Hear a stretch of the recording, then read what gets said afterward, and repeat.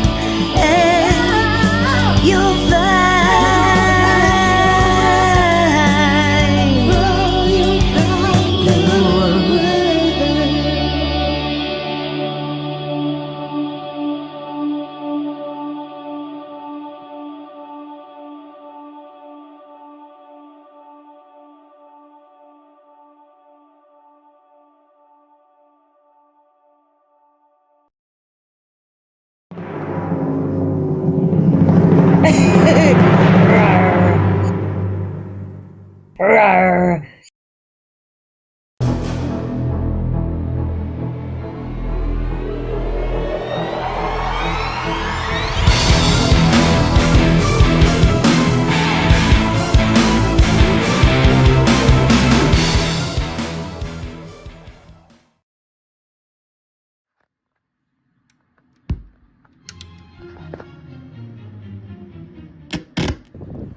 "32 artists from different genres, from all corners of the globe.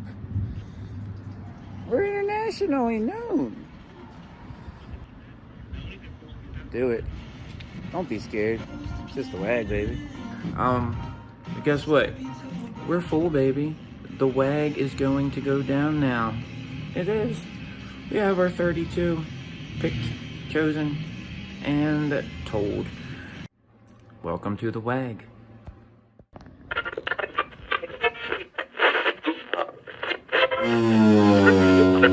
Four, three, two, one.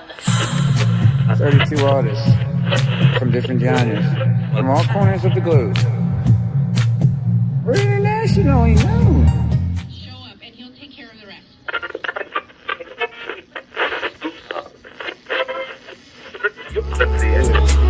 Don't be scared. It's just the WAG, baby.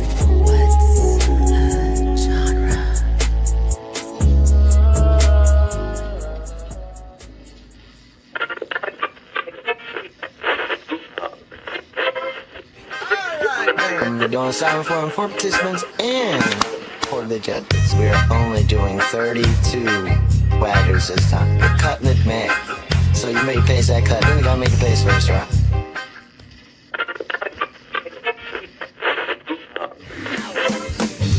Are you signed up yet? Do it. Don't be scared. It's just the WAG, baby.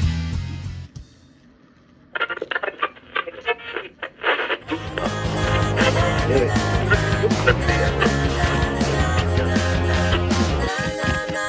Don't be scared. It's just the WAG, baby.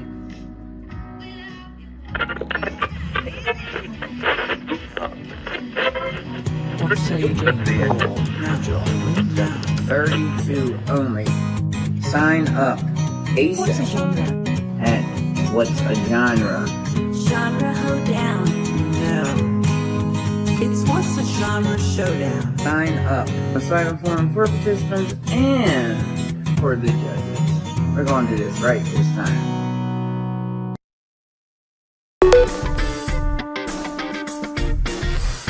Everybody wants to join. Everybody wants to join the What's Your Genre Showdown. Everybody wants to join. Everybody wants to join the What's Your Genre Showdown. We cover digital audio workstations and music tools. We explore theory, gear in 82. How to arrange, compose, and the art of arranging. Taking a look at AI and how the times have changed. On a PC or a Mac and even with a mobile device. We'll be talking about it all every Thursday night. From software to plugins and synths that entice. Dive deep into tech and let creativity take flight. Talkin' IT. We're talking IT. Come and join in and have some fun. It's highly educational with a lot to learn. From bedroom producers to seasoned pros, we're breaking it down so knowledge grows. Whether you're a DJ or a beat making wizard, we got the tips and tricks to make your sound sizzle. Mixing and mastering, that's our jam. With the tutorials and tips on how much rap. Get the best quality from your setup and gear. Tune in every week and lend us your ear. We're talking IT. Come and join in and have some fun. It's highly educational with a lot to learn.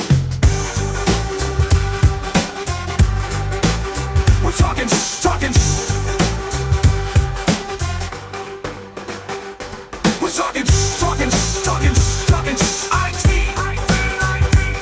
We're talking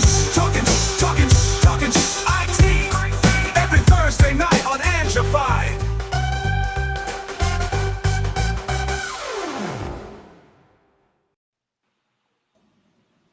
Oh, do do do do do do. I love that intro. Nice. I love it. I mean, it's original. It's something. It's very eye catchy, and the the very first time I actually watched y'all's show, I'm like, man, this is a catchy show. I don't understand why a lot of people haven't. There's a lot of people that I know that hasn't watched this show, but I know I'm bringing some traffic. It's getting them on Thursday. And you take care of our special guest tag in the intro. That's right. Appreciate y'all having me. I appreciate y'all having me, man. This is very, very, it's an honor to be on y'all's show.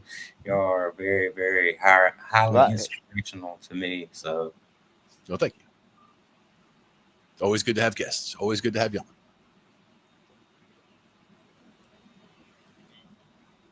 And we've got a special show tonight. It's a combo treat. The WAG Round 2 submissions are in, and we get to check them out first, even before That's Ange. right. And that's something that we rarely get because she's always got the first dibs on this stuff coming in. Yeah. And Mike, BigFaxThaTruth, gets the first track in what we're going to be checking out tonight. Man. This track right here is a very good track, and in fact, this is actually expanding us. Well, before you go into the track, I'm going to show what we're going to look at tonight, and we'll get into your track to the IT cave. All right. Flip around, and what we're going to do is we're going to mix it up a little bit tonight. We've got 4 mashups for round 2. So we're going to take a look at each mashup, and then we're going to switch over to some psychology videos. Glenn, you are going to love this channel I found tonight. It's so good that like all the videos are coming from one channel, because when it comes to music and psychology, I found a killer channel, and they're metalheads. Nice. I love it. So our WAG tracks are going to be coming from Ange's playlist. That's going to be in the description. You can see the links to each one of these songs and to this playlist.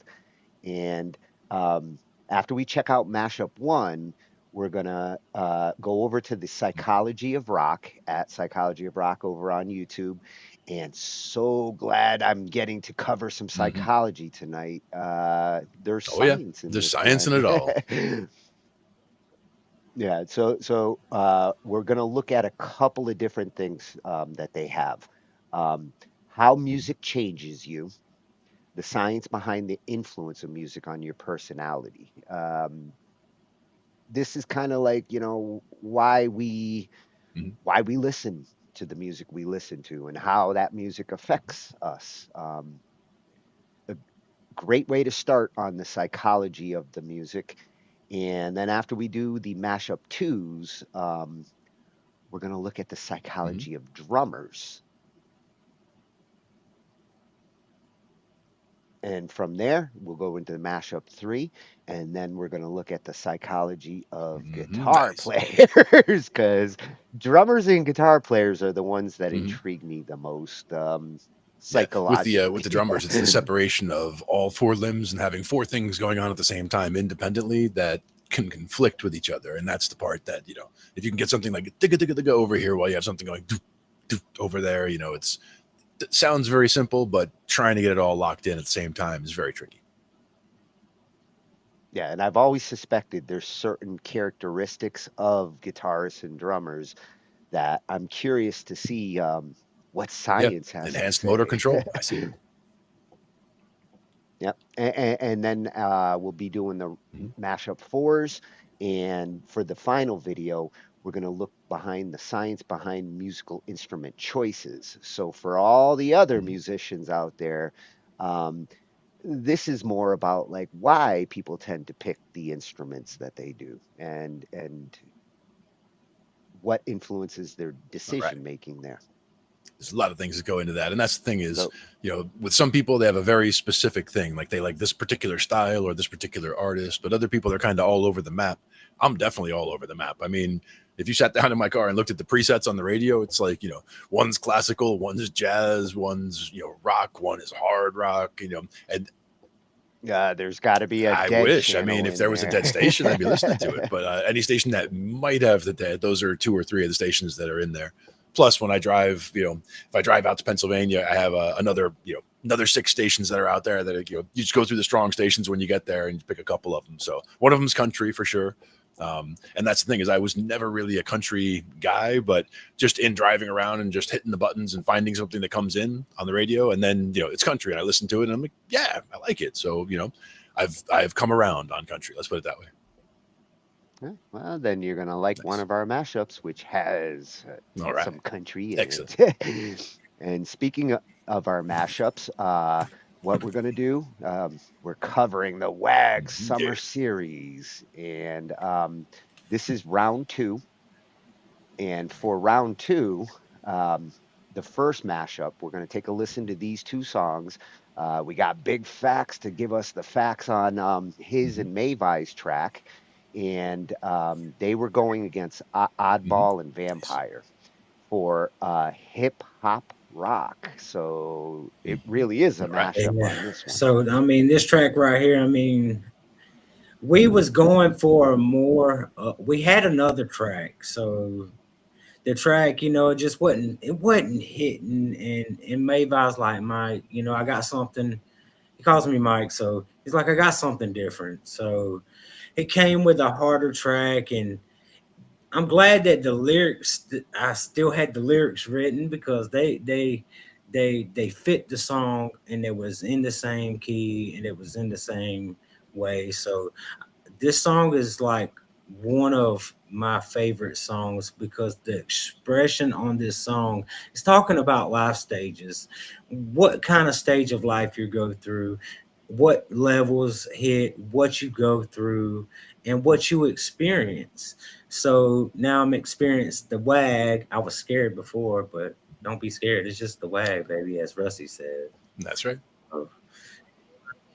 Well, and the WAG stages kind of go like life Exactly. stages sometimes. I kind of shout out one of the last Waggers track. I didn't really see it until Mayvai said something. He's like, listen to what you're saying.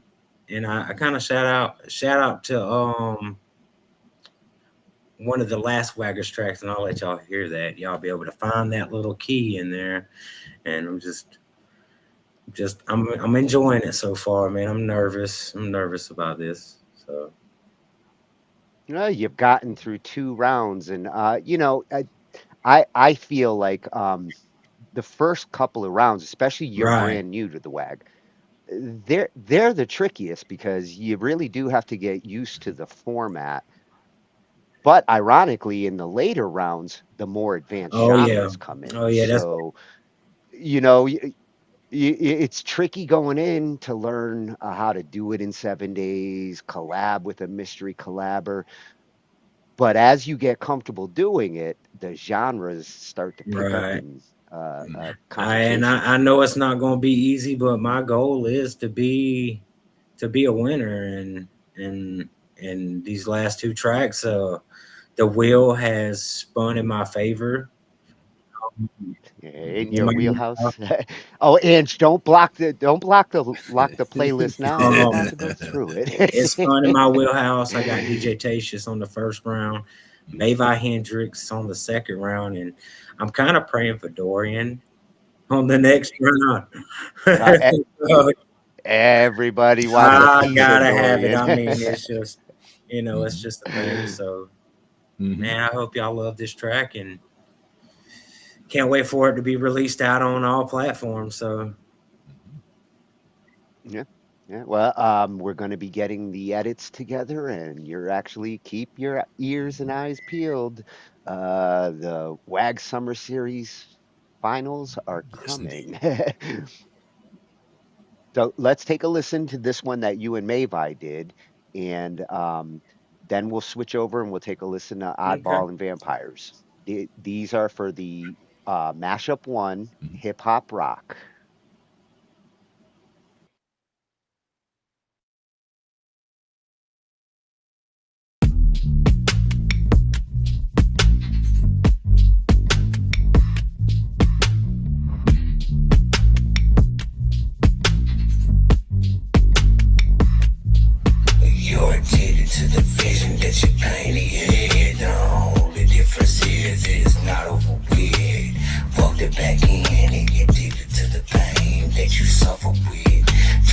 fighting for my energy, overcome the opposition.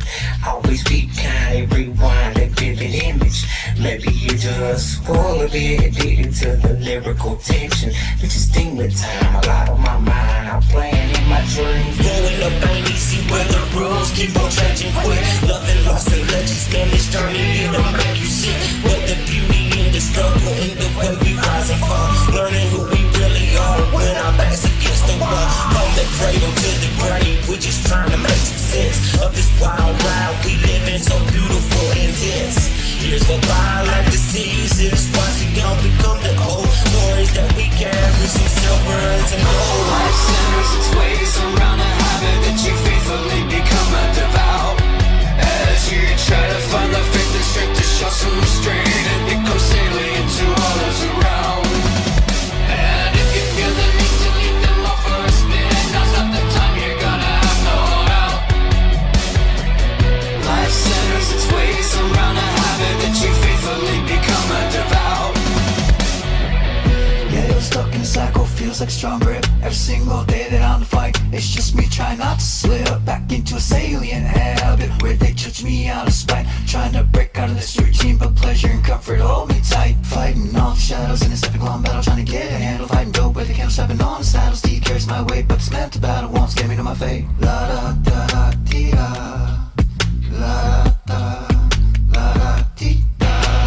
Growing up ain't easy where the rules keep on changing quick. Loving lost and legends, man, this journey it'll make you sick. But the beauty in the struggle, in the way we rise and fall, learning who we really are when our backs against the wall. From the cradle to the grave, we just trying to make some sense of this wild ride we live in, so beautiful and intense.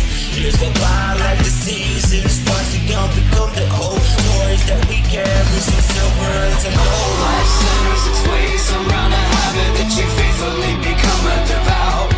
As you try to find the faith and strength to show some restraint and become salient to all those around. And if you feel the need to leave them all for a spin, now's not the time, you're gonna have no out. Life centers its ways around a habit that you faithfully become a devout.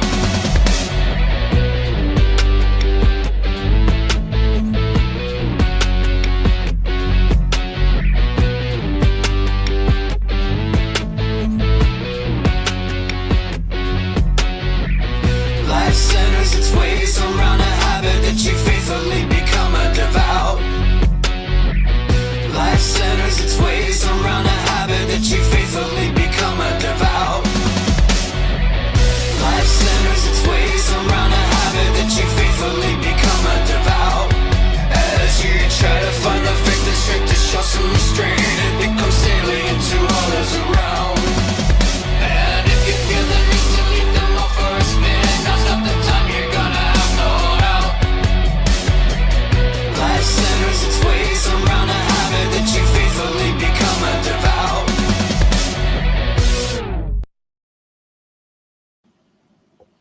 Right. Wow. That's a Very banger, cool. man. I love it. I love that song. And I gotta warn you, Glenn, that chorus will stick in your head. It's been stuck in mine I since believe it. I last believe it. week. It's got that catchiness to it for sure. It's actually trending. It's actually trending right now. I mean, it's still trending. I mean, it's been trending since we posted it. It popped up there. Mayvai sent me a copy, and I'm sitting there like, I've only trended one time on BandLab, and it's been a long time ago, but it's been trending in 3 different areas on BandLab, along with a lot of other WAG contestants. So it's crazy, man. All right. Well, it's got a lot of elements that different music lovers are gonna like. I mean, you got the hip hop Right. and the I mean, rock in there, and those are two yes, big sir. audiences. I love it. This is my favorite track so far. And rock covers a lot of ground too, so you could swing it a lot of different directions, and you definitely hit it there for sure. Well, Yeah. I really like how you two accented each other's vocally on the different parts.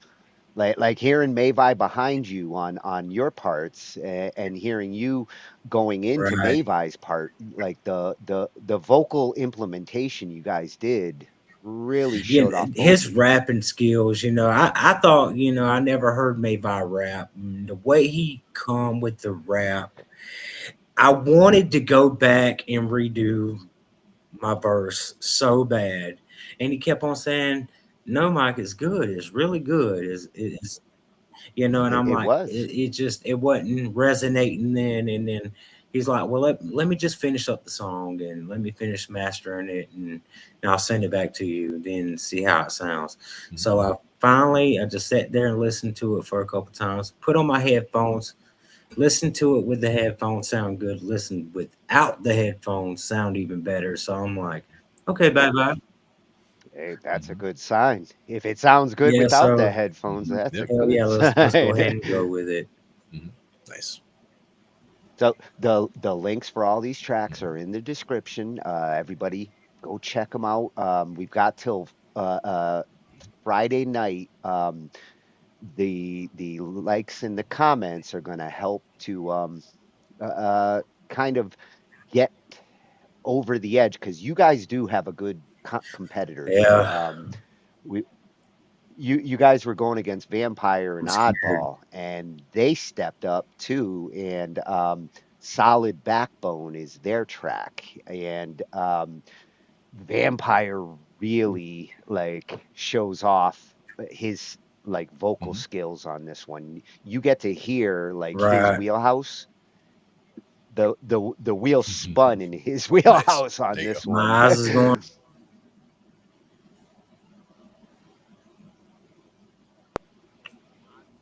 And Oddball also master arranger and composer. What he did with Vampire here is a worthy Yes, competition to this. this is gonna be a hard genre right here.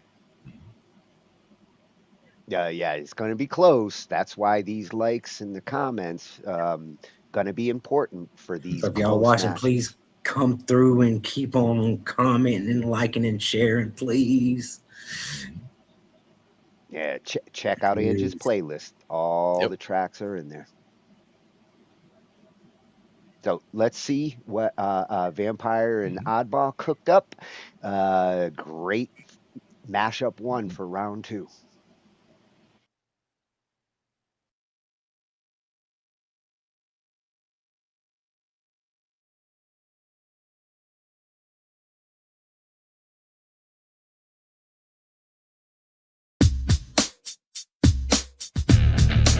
Hey yo, Oddball. Yeah, man, what's up? Mind if I do my thing? Yeah, let's do it.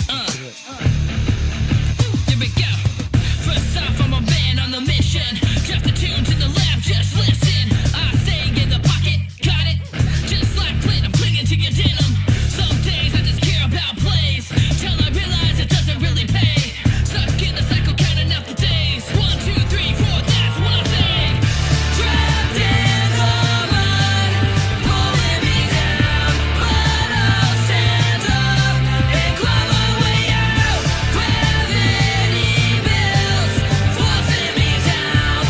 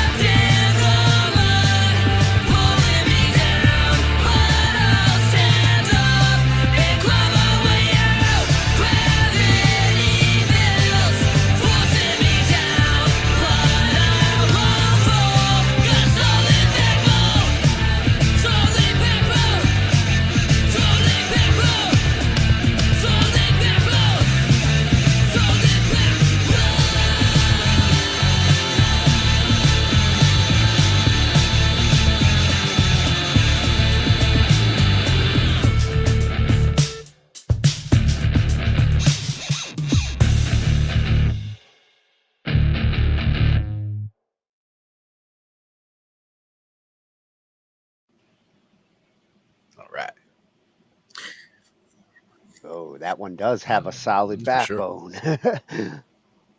That's gonna be a good. This is gonna be good. I'm just waiting for Judgment Day, so I'm ready. Me and Ange were watching during the judging videos, and we were watching your face Yeah. as this song got played to the judges, and at one point you were Yeah, like, because the whole point, they went exactly in the area that I wanted to get, but I'm glad we did what we did, but they went. "Oh yeah, The nice thing with this mashup, both teams approached it Right, from different right. directions. Here they went with a like kind of punk Yeah. rock effect, whereas you guys were more the hip hop rock. So I think on the Right, genre yeah. side, with the mashup being the way it is, you got These a guys little are good, edge. and I'll be looking forward to collaborate with Vampire and Oddball very, very soon. So I mean they Oh love it. yeah, Oddball's a treat to work with. The brass that he Yeah. brought in, he plays. He plays the trumpet. That was Good au luck to you natural. guys, and I hope that honestly, I'm gonna be real with you. I'm wanting that advancement that bad, so hope maybe I see you on the very end of the WAG competition again, Yeah, because I keep know me on and Mayvai is rolling. gonna be there. So So that was our mashup one, hip hop rock, Big Facts, The Truth, and Made by Hendrix versus Oddball and Vampire. Vampire squared. It's exponential. And what we've got now, we're gonna go into some of our psychology here. Let's yeah, there they are, the Psychology of Rock, Freshie channel that I was like, okay, I could definitely do a whole night on Absolutely. psychology. I love it as much as science, and when it has to do with music, what a cool channel concept they have here. At Psychology of Rock, they will be doing all our psychology videos tonight. We're gonna start with how music changes you, the science behind the influence of music on your Sure. personality. Now, whether the music makes your personality or whether your personality dictates the music that you like or make, that's what I'm I think they curious about influence each here. other, sure. Yeah. Various ways.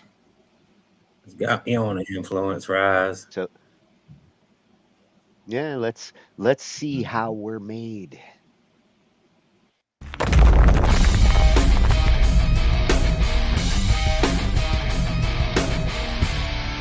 Hey everyone, welcome or welcome back. If you're new here, my name's Nina, and today we are talking all about the influence of music.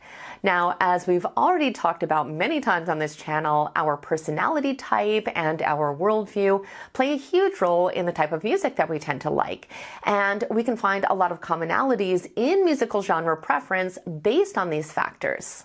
But there's also growing scientific evidence to support the idea that the music we listen to can actually shape our personality and worldview over time and not just reflect them. In fact, studies have found that it can change us emotionally, cognitively, socially, and even neurologically, which I have definitely noticed in my own life. And I think you're going to find this research really interesting. So today I want to talk about what science has to say about how that happens, why it happens, and the different variables that influence how much of an effect it actually has on us. I also want to share my own personal experience with this, but I will get to that at the end. And as always, to keep the video concise, I'll just be kind of summarizing the main points of this research, but I will absolutely leave all the citations for these studies in the description box, just in case you want to read them for yourself. Now, obviously, not every person is equally influenced by the music that they listen to. So I want to start by looking at the key variables that determine how music shapes us, which after reviewing, I think make a lot of sense. But there are a few that I honestly had not considered. So let's just go ahead and go through them all together. Now, not surprisingly, the first is our age.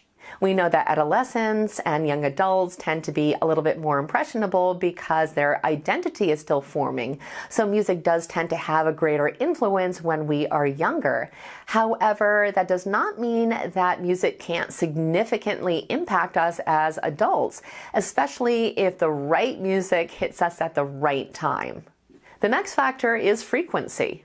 It makes perfect sense that the more often we're exposed to a certain genre or message, the more familiar it becomes to us, and the more we tend to accept it, and the more it becomes part of who we are as a person. Now, the next factor is emotional vulnerability. The study showed that in times in our lives when we are feeling a little bit more emotionally vulnerable, like after a breakup or when we're going through some kind of a crisis, that we are naturally more susceptible to the influence of music because of our lowered defenses. They found that it can intensify both positive and negative emotions, which can potentially have long-term effects if we repeatedly listen to the same type of music and continue to reinforce these emotional patterns. Now, the next one I found to be really interesting, and I hadn't really thought about it before, but it's our preference for lyrics versus sound. We know that people can vary greatly in how much they engage with lyrics versus focusing more on musicality. So these studies found that the people that do tend to be more lyrically driven tend to also experience more significant worldview shifts simply because they are paying more attention to what the song is actually saying. Now, the next factor is social immersion, which I think we could have guessed. Obviously, if our peer group or our community shares the same type of music, it's going to amplify how that music shapes us through social reinforcement. I think this is something that we've all experienced. And the last variable here has to do with personality traits. The study showed that people who tend to be highly empathetic and open to experience also tend to be a little bit more emotionally impacted by music and therefore are more easily influenced by whatever they are listening to. But now let's talk about how music actually influences us. And like I said earlier, the first way is emotionally. Repeatedly listening to our favorite types of music trains our nervous system what emotional states we should expect and tolerate. If we constantly listen to music that expresses extreme emotions, again, positive or negative, our body will start to normalize these emotional states and even begin to crave them. Over time, our emotional baseline can actually shift to reflect the music that we've been repeatedly exposed to. Now, the next way music can shape us is cognitively. This is because it can directly embed ideas, metaphors, and even full narratives deeply into the way we think. The lyrics that we listen to often become like mental scripts. We unconsciously repeat them to ourselves over and over again, and with time, they can start to shift how we perceive love, conflict, identity, and even morality. The study showed that if we listen to a specific artist or genre enough, it can actually start to shift our entire perspective of the world, including on social and political issues. It can do this by introducing new belief systems, ideologies, and cultural values that we begin to absorb, often without realizing it. So it makes perfect sense that it can also transform us socially. There's no question that the music we like connects us with a wider culture and a group identity. Every genre carries its own set of values, norms, and aesthetics. And when we immerse ourselves in a certain musical world, we begin to adopt the associated social cues. It can have a direct impact on everything from how we act, speak, dress, and even how we relate to other people. And something that I found really interesting was that the study showed that our personal beliefs can even evolve in order to stay in sync with the beliefs and values of our musical community. And last but certainly not least, music can also change us neurologically. Believe it or not, the study showed that it actually builds and reinforces circuits around identity, meaning, and connection. So every time we emotionally respond to a song, neurons fire and pathways strengthen. With time, and this is something that we've talked about a lot on this channel, music truly becomes woven into our sense of self. It reminds us of who we are, who we were, and who we want to be. And I'm not trying to be poetic here. This is literally how memory, emotion, and identity are actually structured in our brain. I really enjoyed reading this research because I can relate to pretty much all of it. I can honestly say that music has been one of the biggest influences of my entire life.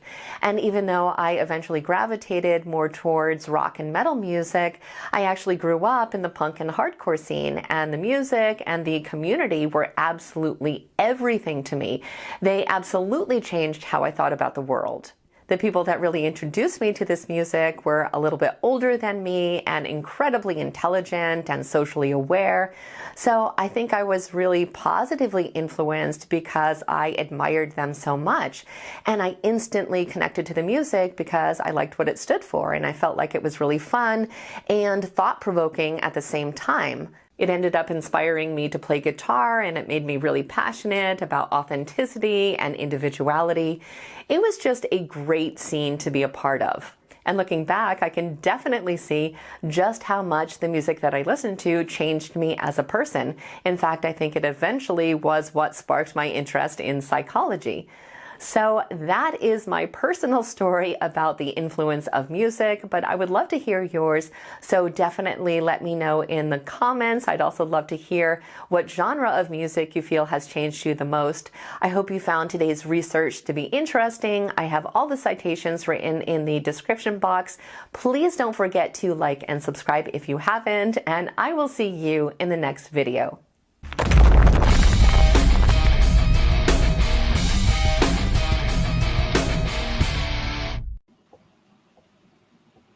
Oh, I love Nina. Excellent. Yep. Love it. Yes, this is going to be a great channel. She's a psych major with a capital M on metal. Nice. Right. I like the guitars. It's a nice collection there. Well, what she was talking about, you know, I feel it in this WAG competition. Like, it's done inspired me to reach out to other genres and stuff like that and express my feeling a little bit more. Go back and actually try to understand some of my lyrics and make sure they're not contradicting the song and yeah, more metaphorically speaking in my music.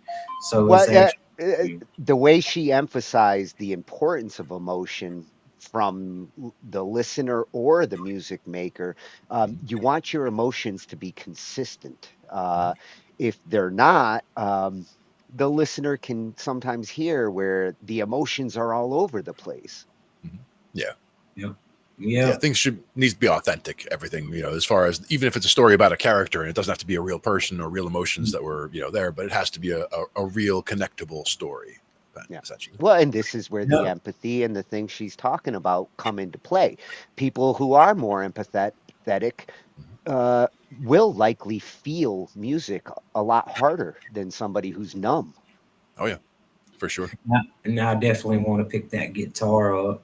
I think me and Tony talked about that in some of our Zoom chats, and kind of want to follow my dad's path, because my dad was a freaking string bender. I mean, he could bend strings really dang good. So I'm like, no. Well, wait till you see the psychology of guitarists that we're going to look at in a little bit. But the cool thing with this one, going back to our WAG tracks now for Mashup 2, the two songs that we have here, the first one actually does kind of fit in with some of what she was talking about. It goes into My Bipolar Baby, Rusty's track. With Mashup 2, we had country blues, and Rusty and Tweedle were against Maha and Dmane. Nice. And for Rusty's track, it really does kind of fit into some of what she was talking about. Yeah. Yeah. Bye bye polar baby.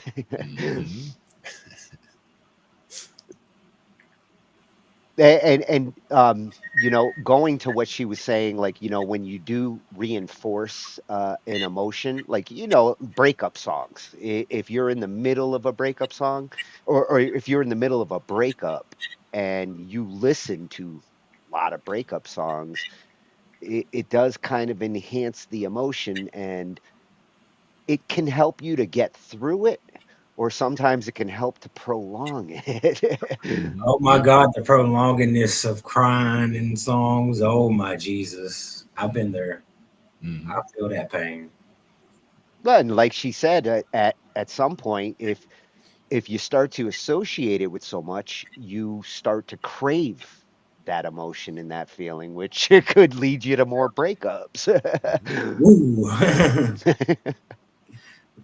And also why, if you keep listening to depressing music, you know, sometimes, you know, you become a more depressed or depressing person, you know, as time goes on. If you listen to happy music, you become a happier, you know, person over time. Yeah, that kind of thing as well. It depends on the overall emotional content of the music. Yeah, that's why it's good. It's nice to keep a balance, a healthy balance of both. Exactly. Because some days you're feeling like metal and some days you're feeling like jazz. And, you know, it's not always the same day, but sometimes it is. You are what you eat. That's what I've always been told. You are. And with this one, we've got country blues, so it is a little bit of this and a little bit of that. A very fun song, though.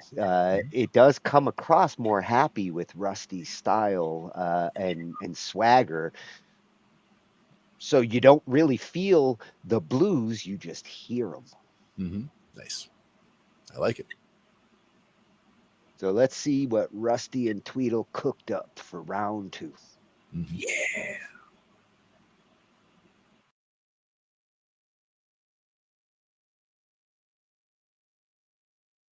Oh my, my.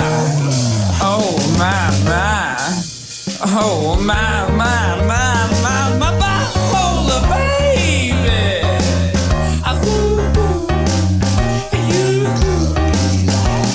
My bipolar baby.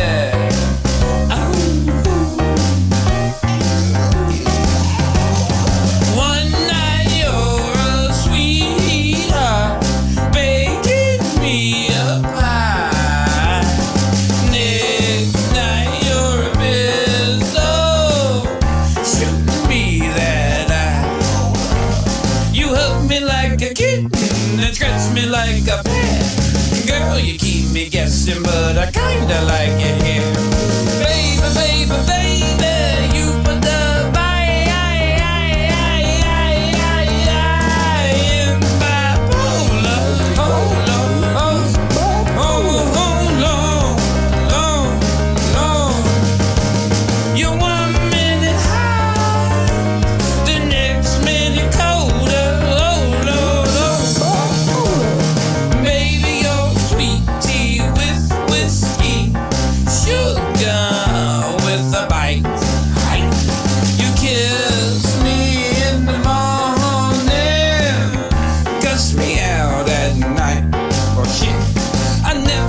your weather, sunshine or storm, but I ain't complaining, cause you sure keep me warm. Baby, baby, baby, you put the fire in bipolar. Oh Lord, oh Lord, Lord. You're 1 minute high, the next minute colder. Energy from the sun, well, we'll call that solar. When you strike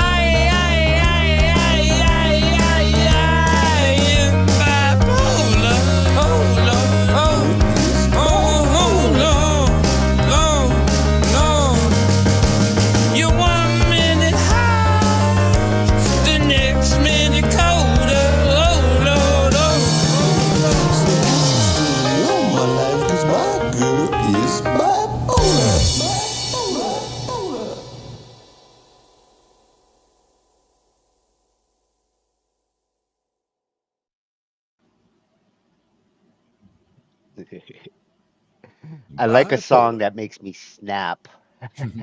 Yeah, absolutely. The bass line definitely hits both marks. Yep. Oh Lord, Rusty, what are we gonna do with you? Exactly. Well, I love that he pulled the Elvis out of Tweedle on that one towards the end. Definitely. Some good stuff all around. Yeah, and they did have some help from Darian's writing desk. They're both lyricists and vocalists, so we have a contingency in there that if it's two singers, they can utilize somebody's track as long as they've got permission. And Darian was nice enough to hook them up with a great little blues groove. That's a really good song. I mean, Rusty is a really, really good artist, and I've had a chance to actually work with him before the WAG competition and do a song with him. I've actually done 2 songs with Rusty, and I'm just ready to see what our genres can do together later on down the road. what the wheelhouse spin does. Yeah. Well, after the WAG competition, the future collaborations with him is going to be awesome because we're still evolving and we're not done yet. So, yep. Oh yeah, a lot of these Constantly waggers are gonna. Yeah, a lot of these waggers gonna be collaborating more in the future. Yep, definitely. Yeah, Opens what's up good those with doors. that one? You really hear Rusty's style on this one. If you're familiar with Rusty's music, this represents, his kind of flashy fun. We call it like carnival effect. He always brings that into his style. Yep. Right. Always crowd pleasing. Yep. Now they were going up against Dmane and Maha, and Dmane and Maha, they had a slow start. They didn't really get to Maha's on a different time zone, so it was a little tricky for them to get together. It wasn't until the later in the week, and with 7 days that can be tricky. But they did manage to put together a good rockish country blues. All right. And theirs is This Town.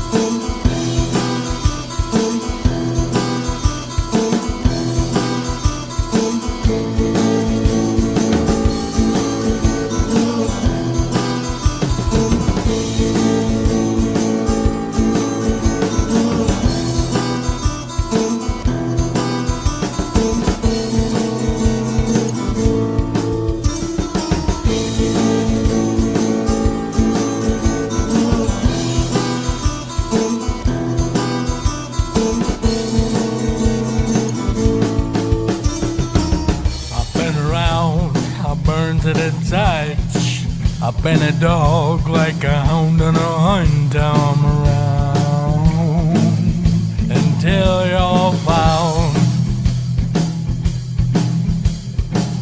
And then the sheriff, he shot me down. Oh, I forgot what it's like in this town when I'm around, when I'm in town. I might sin a little, do it again and again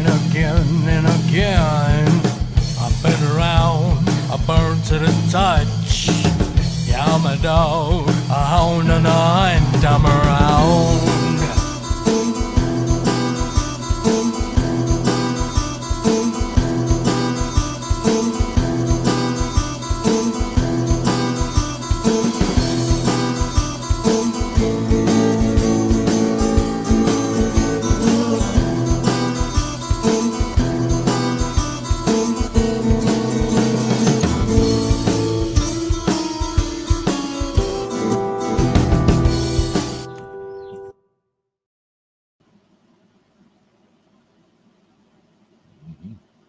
I've been down. Yeah. Oh, I lost my share screen. Indeed. Where'd it go?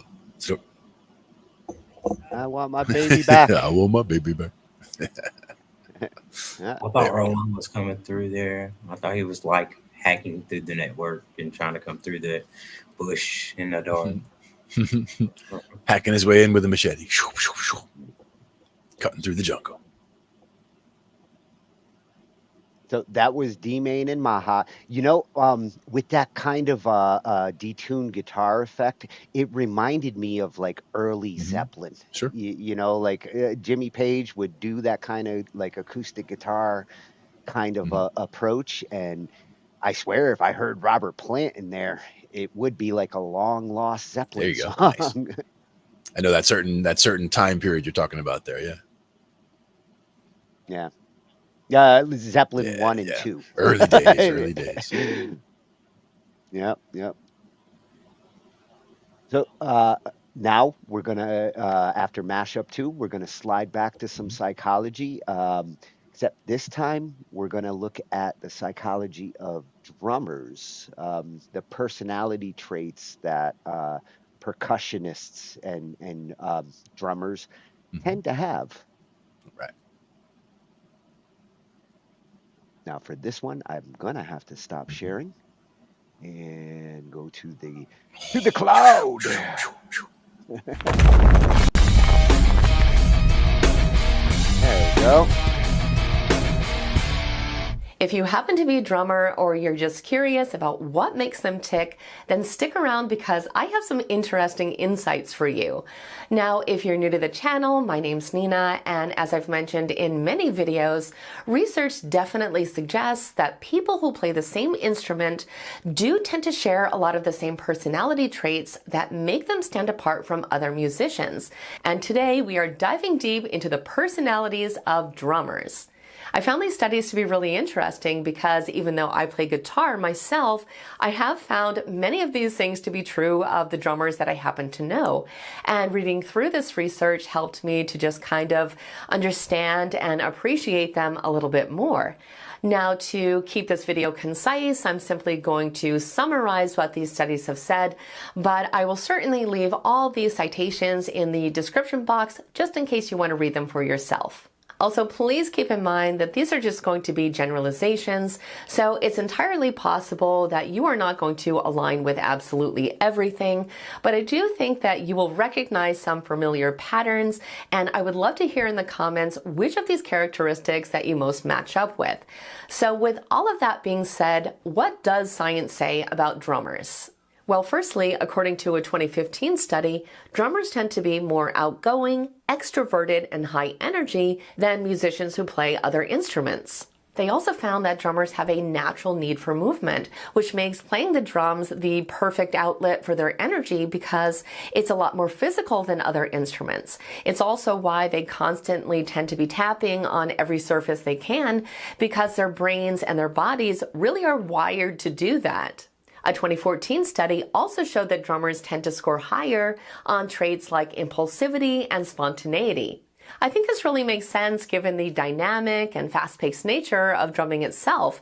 They are able to make quick decisions when they are playing, but studies also show that this really translates into their personalities outside of music as well. Studies also show that they are highly likely to be risk takers and can dive into new experiences without a lot of overthinking. They also tend to be pretty unpredictable and adventurous. Not surprisingly, they also tend to score really high in sensation seeking. This just means that they actively seek out high-intensity activities that provide stimulation and excitement, like playing the drums, but again, this is another personality trait that definitely tends to go beyond just the music. The studies showed that they're often drawn to high-energy environments and activities because their brains actually crave this type of adrenaline rush, and they also don't really seem to mind being outside of their comfort zone. The research also showed that drummers tend to be more open-minded and less conventional than many other musicians. And this trait, of course, plays a huge role in their ability to grow within their craft, but it also seems to often translate into a broader worldview. Personality-wise, this is specifically linked to being high in the trait of openness to experience, which includes being really imaginative and curious and just open to new ideas and experiences. Many drummers were also found to exhibit a strong sense of assertiveness. This just means that they're probably a little more comfortable than others saying no to something that they don't agree with, or expressing their personal needs, or even standing up for someone, or whatever it is that they believe in. And even though they are typically not the front person or lead member of the band, their assertiveness can play a crucial role in shaping the overall dynamics and performance. Okay, something that might surprise you is that drummers were also found to have a strong work ethic. Now, I know this one seems to go against the jokes and these stereotypes, but I think it does make sense when you think about it, because even just the physical demands of drumming often require significant practice and persistence. But it was also found that drummers often apply this same level of dedication to other aspects of their lives, and that they can often devote themselves to things that they care about for long periods of time without losing energy or enthusiasm. I also thought it was interesting that sense of humor was linked to drummers, because this is something else that I have definitely noticed.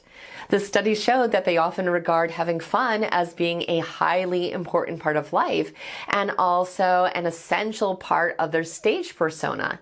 And coming as no shock at all, research also showed that drummers often exhibit nonconformity, both in their musical approach and their personality, and that they tend to challenge social norms in things like their relationships, lifestyle, and behavior. So they may question authority and really like to do their own thing and value critical thinking and independent thought rather than try to just simply conform to societal standards. So all of this being said, tell me what you think. Do these personality traits match with you or the drummers you know? I'd love to hear your thoughts in the comments, and please know that if not everything matches up, that is perfectly normal. Remember, these were just the general trends that they found, so it could be the case that not everything is a perfect fit for you. For example, my favorite drummer, Neil Peart, was certainly not extroverted, but I do still think he aligned with most of what this research indicates. So I look forward to hearing if this was accurate for you and what you think these studies may have overlooked. I want to thank you so much for watching today. I hope you enjoyed the analysis, and I will see you in the next video.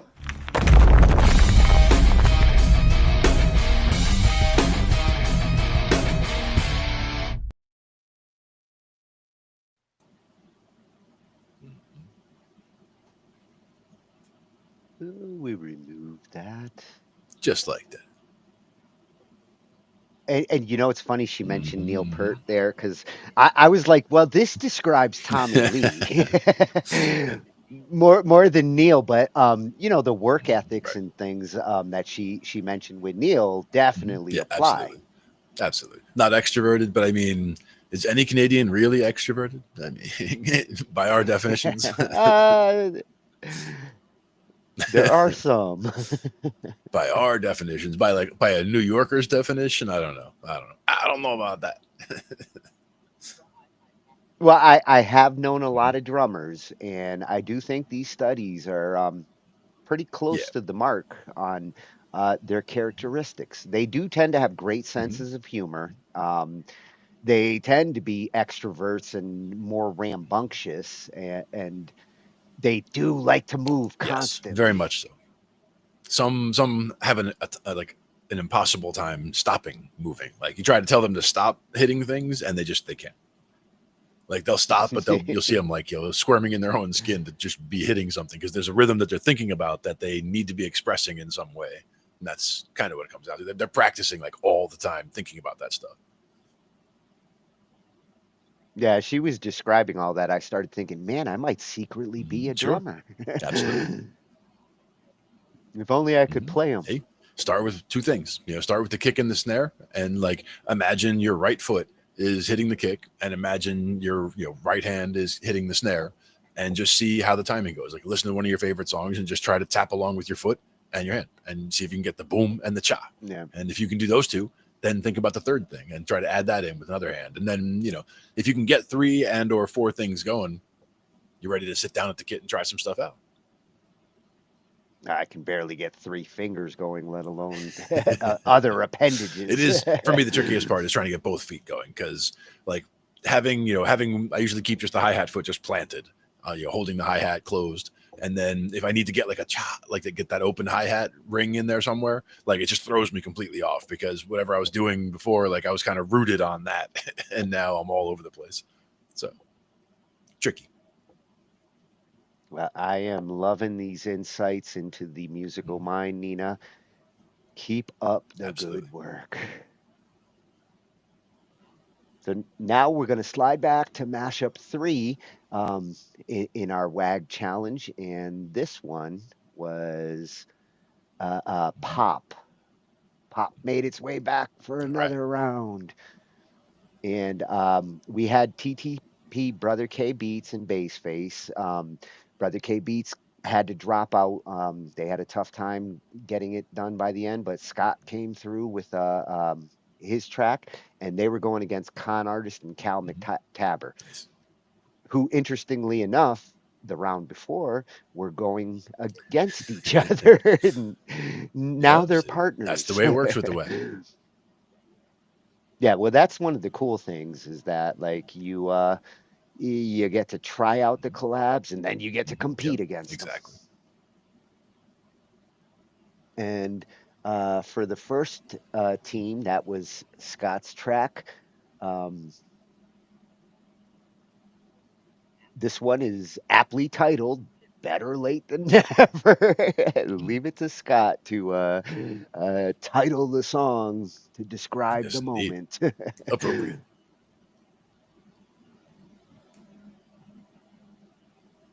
So let's see what kind of pop we've got here. Pop it up.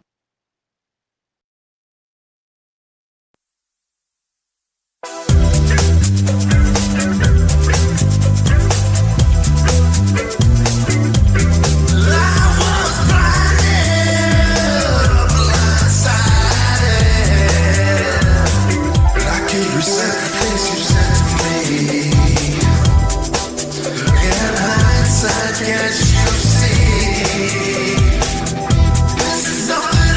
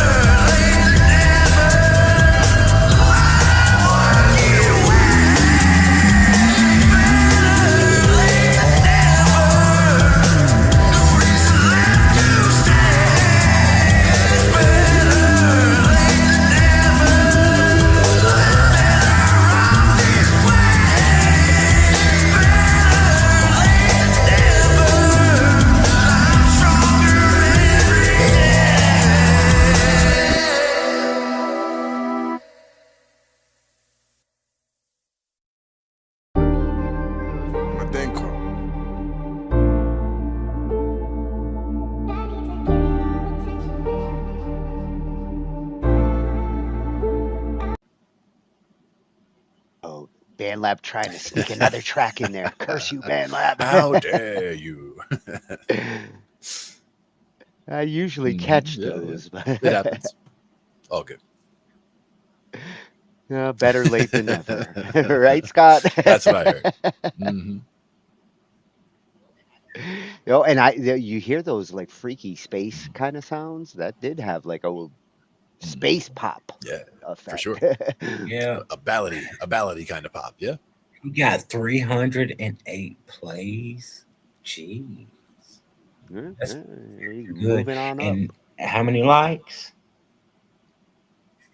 Well, it looks like 60 reactions. Okay, then. I see you, big dog. I see you. That's. I hear you. Yep, I heard it with my own 2 ears. I had to step up and get a drink, but I still heard it. It was awesome. Mm-hmm. All right. Well, that's how you know it's a good song. Yep. And speaking of space, their competitor, Cal McTaber and Con Artist, came up with Space Cadets. On the space theme. Yep, it's got me wondering about if they're talking about the moon is fake or whatnot, but it's gonna have me going into probably watching some space videos in a little while. Mm-hmm. If I know Con Artist, he doesn't shy away from conspiracy. Space videos are always good. And Cal definitely doesn't have a problem with it. Exactly. So let's see how they did against Scott here.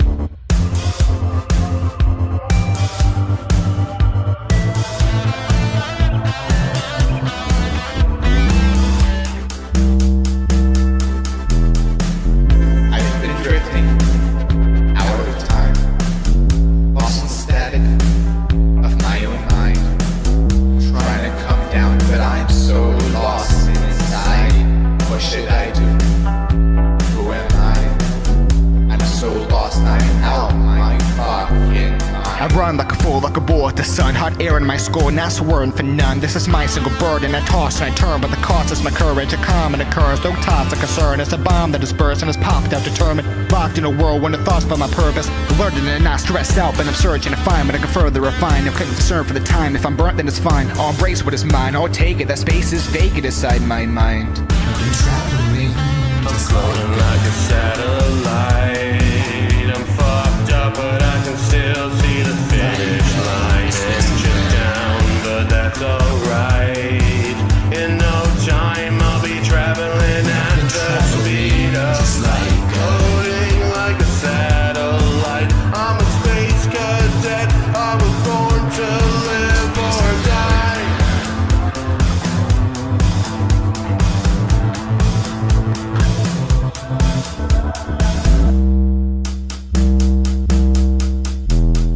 Going where my mind is called, my vision's focusing among the planets. I imagine in a madness, in a trance of my own sadness. Understand this, I don't lag behind on accident. I'm encapsulated by my castle. It's the spaceship I've advanced to. Been invaded, it embrace it. Into asteroids are ripped it, but it still remains. It's in the abyss, all alone, reminisce about home, the suspense. I'm a clone of who I miss, but the coldness is rich, I've gotten used to it. Now I'm frozen, I'm stiff, but the fumes are lit. So I'm nodding, I'm trotting, long, then I'll ponder. I upgrade my armor to soften and blow. Then comets arrive, consciousness kind of wonder. Karma has got smarter, I don't even mind the surprise. Consciousness caught in wonder.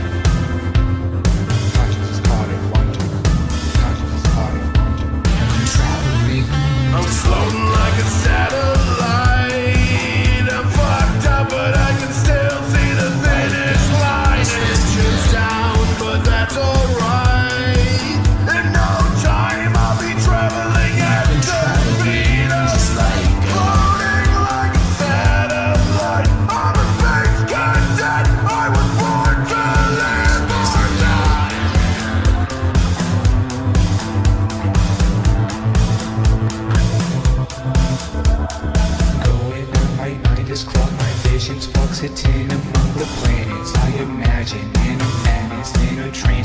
own sadness. Understand this, I don't lag behind on accident. I'm encapsulated by my castle. It's the spaceship I've advanced to. Been invaded, it embrace it. Tinted asteroids are ripped it, but it still remains.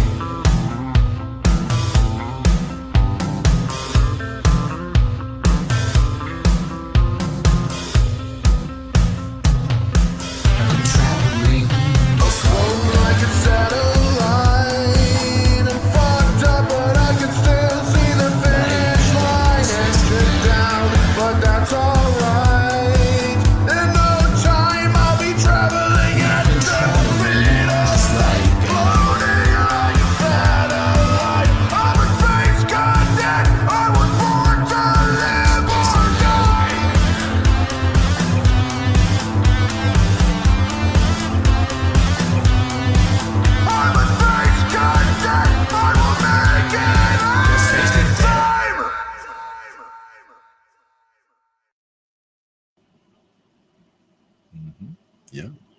Yes, that was rockin' vocals. Yes, Uni. indeed. Very catchy. Yep, it's got that catchy factor.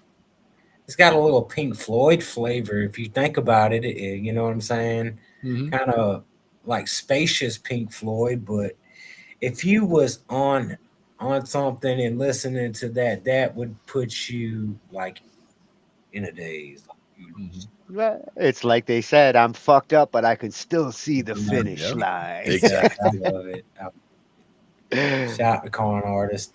It's between him and Dorian. It's between him and Dorian next for me. So I mean, been wanting to work with Con Artists as well. So Oh, I'd love to see those two get paired up too.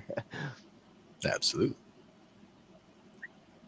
Well, I really like Cal's guitar approach. The first round, I loved how he approached the guitar for his first round track, and with this one, he does have a pop side to his guitar approach that unique, catchy. Yep. Very cool style. I love this track. Yeah. This one really is growing on me. You might just be a space cadet. And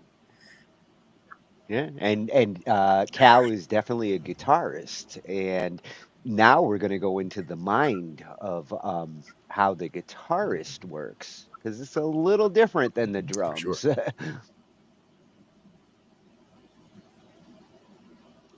Gonna have to stuff Equal the dedication shoe. to the craft, though, as far as when it comes to hard working, the drummers and the guitar players, as far as really honing in on the technique and really refining their technique over time. Like the guitar players are the ones you'd see like just sitting in the corner, just like just like running through scales and things to get things down.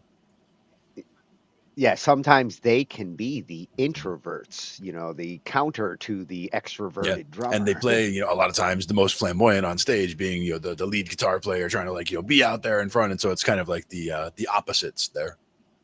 They have both sides of that coin. Yeah, let's see what's going on in their heads.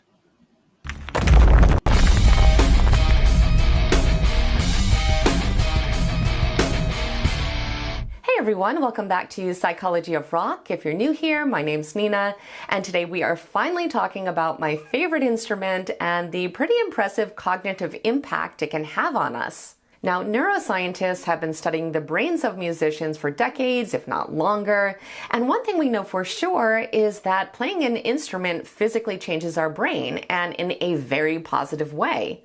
Now, to be fair, many of these changes, like enhanced motor control, better auditory discrimination, and improved memory, can be seen in people no matter what instrument they play. But some adaptations are uniquely strong in guitarists simply because of the instrument's demands, like split-second coordination of both hands, the constant shifts between rhythm and melody, and the highly complex spatial mapping of the instrument itself. These adaptations are amazing because they not only end up making us even better guitar players in the end, but they also enhance cognitive abilities that are useful well beyond music. So let's go ahead and go through 8 specific ways our brains have been rewired through playing guitar according to science, and I will of course leave all the citations for the studies I used to make this video in the description box just in case you want to read them for yourself. And I want to specifically recommend looking at the one from 2024 called Structural and Functional Changes in the Brains of Guitarist Musicians, because I did find that one to be particularly interesting. But all in all, there was a lot more research on this topic than I was expecting to find. So for each section, I will briefly talk about the actual observable change in the brain. Then I'll explain how this change actually ends up benefiting us, not only as a musician, but also as a person. So with all of that being said, let's go ahead and dive in. Now, the first thing they noticed was bigger motor maps for the fretting hand. They observed that in the primary motor cortex, which is the brain area that directs motion, guitarists develop enlarged motor maps for whichever hand they use to make chords. We can think of these maps as very elaborate blueprints for movements. For guitarists, the map on the fretting hand becomes larger and more detailed because it's constantly handling tiny, precise movements like hammer-ons, slides, and bends. This leads to faster and more accurate hand control the more we practice. But like I said earlier, the benefits don't just apply to our instrument. This fine motor wiring was also found to help in activities like typing quickly and sketching, really any delicate tasks that require precise hand-eye coordination. Now, another fascinating adaptation they found was enhanced neural communication. The study showed that playing guitar doesn't just change the size of the brain regions, it also improves how they actually communicate. It was found that musicians in general have more organized white matter in their brain's motor pathways, but for guitarists, this is especially strong in the connections between both hands. It turns out that this connectivity vastly improves the speed and efficiency of the brain's internal communication. So for guitar, this means greater speed and accuracy, but in our daily life, this could mean things like being better able to multitask or to perform complex actions that require both hands to work independently. Okay, the next change is increased cerebellar volume. The cerebellum, which is kind of tucked in the back of the brain, is responsible for managing things like timing and coordination. Studies that used MRI scans showed that it often actually grows larger in musicians, and in guitarists especially, this enlargement is tied to how demanding the instrument is. Unlike individuals who play instruments that rely more on synchronized hand movements, guitarists constantly have to coordinate two hands doing different types of things completely. This dual demand puts a huge load on the cerebellum, which eventually translates into increased resources, like faster error correction and more precise timing networks.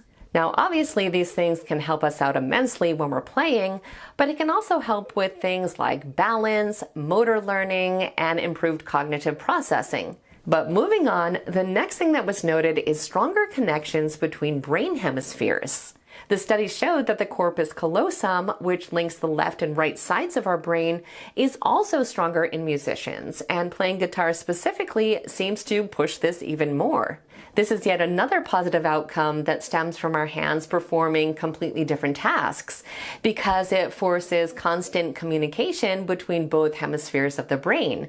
And once again, the benefits are not just musical. It actually helps us to integrate both logical and creative thinking, which is a skill that as a guitarist, you've probably already noticed that you naturally apply to almost every aspect of your life.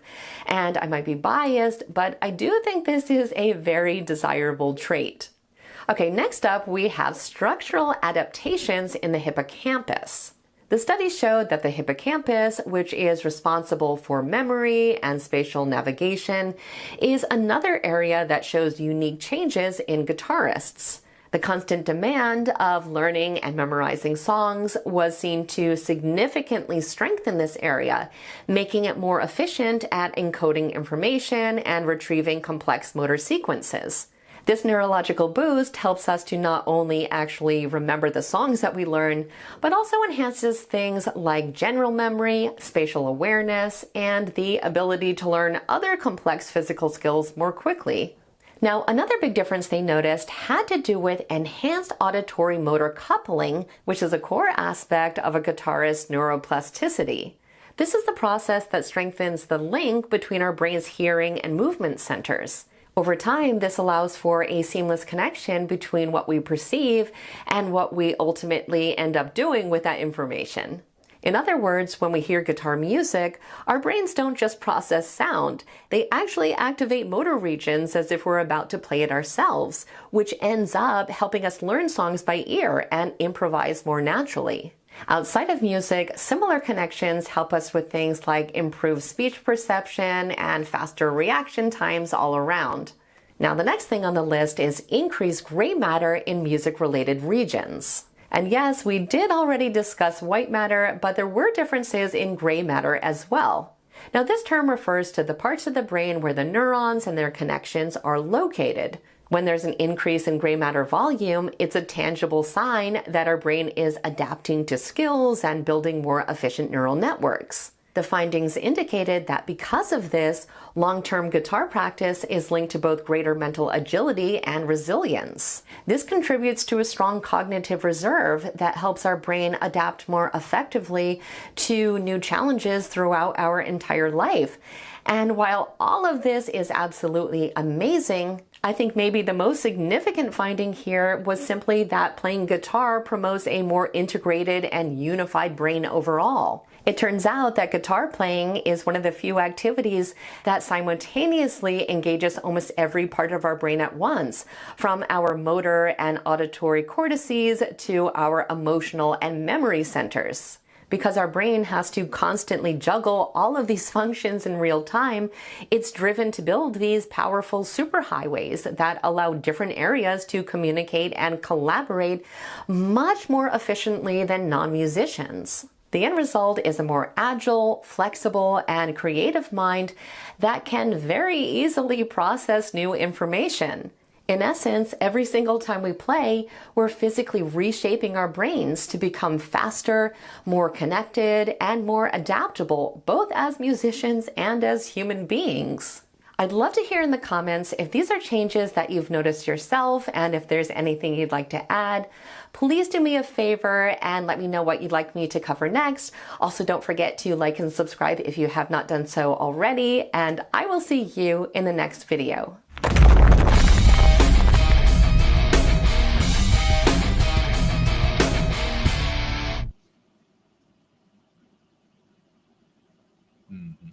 All right.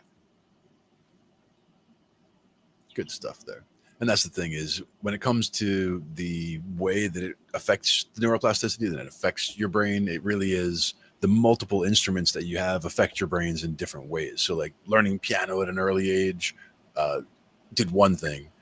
And then, doing guitar at a later age did something else. Like learning the different things at different times kind of made things sink in different ways. And learning piano first, I think, had a big effect on how I learned guitar and bass. Oh, it definitely can. It explains why your brain is so big. Some of it, yeah. 6'6". You keep exercising Yep. that muscle. And that is key, actually. They do find when they study people who are, much older, 80, 90 years old, and the ones who are still really sharp, right? Like they study what kept them sharp. And in a lot of cases, it's not necessarily music because, you can only play for so many years. And as you get really old, the motor skills just aren't there anymore to do that. But keeping the mind agile with things, whether it's playing chess or mahjong or whatever, like just doing something to keep your mind active makes such a difference in staying sharp over time. Well, that goes for some. I mean, you got some older cats, they stay in that rhythm and they get 65, 70 years old. Like my dad, right up, I think about 3 months before he passed away, I got to hear him play the guitar, and it wasn't that great, but you can tell he still had it. You know what I'm saying?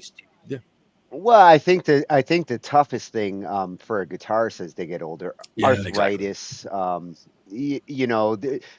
There are certain things that will get in the way, but the sharpness and the fact that they do apply that constant repetitive pattern does help to keep their brains sharp. And the whole learning songs while away from the instrument also, like I'll be driving around and I'll be hearing a song that I had never heard before, and I recognize we've talked about chord progressions before, and like recognizing how a chord progression is going, and then just being able to picture myself playing it. And it's like I've taught myself multiple songs just while driving around, without an instrument in my hand. But one thing, as a bass player, I always play fingerstyle bass pretty much. I almost never use a pick.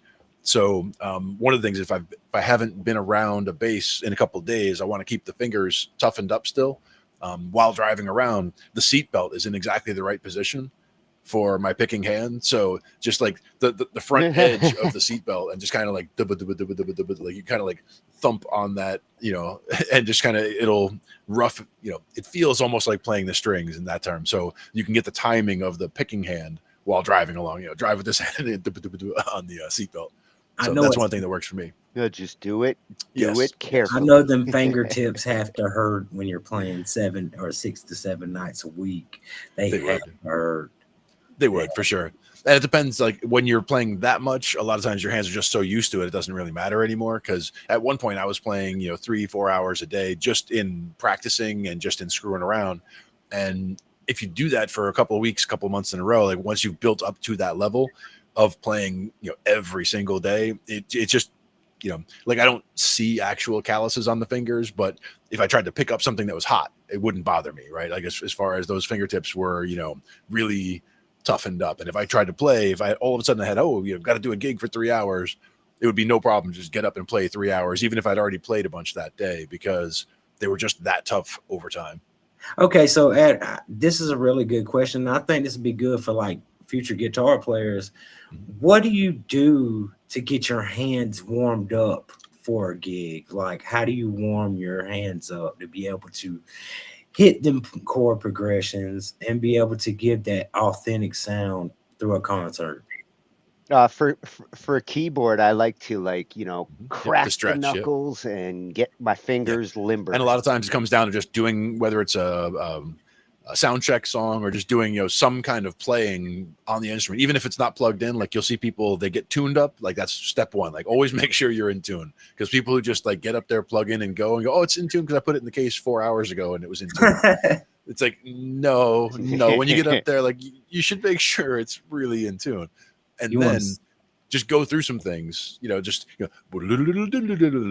it's scale runs or whatever, just something. Doesn't have to push the speed, maximum speed, but something to get, like Tony was saying, get your fingers limbered, make sure that your fingers respond the way that you want them to in certain things. Also, it depends when you're playing. Like if you're playing in December and it's cold, like when you came inside from outside, you really need to make sure you warm your hands up. So I would even maybe get a cup of coffee at that point. Otherwise you're tense. And the cold actually makes you a little more rigid. And that's not that. And I would get a cup of like either coffee or tea, and even if you don't drink it, but just to have a hot beverage there and just like hold on to it for a minute just to warm the hands up, and then actually like same thing, just go back to playing a little bit to make sure everything is working as expected.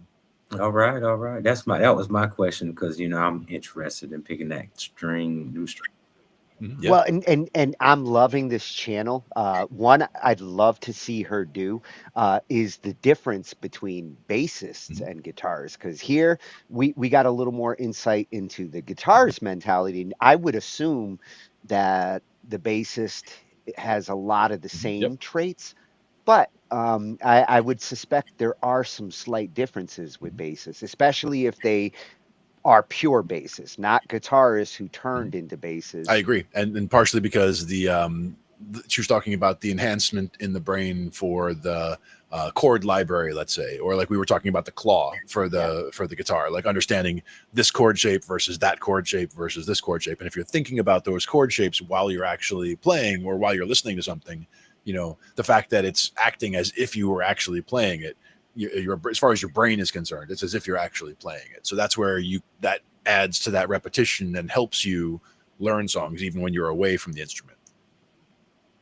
Yeah, and Uni has some good advice there.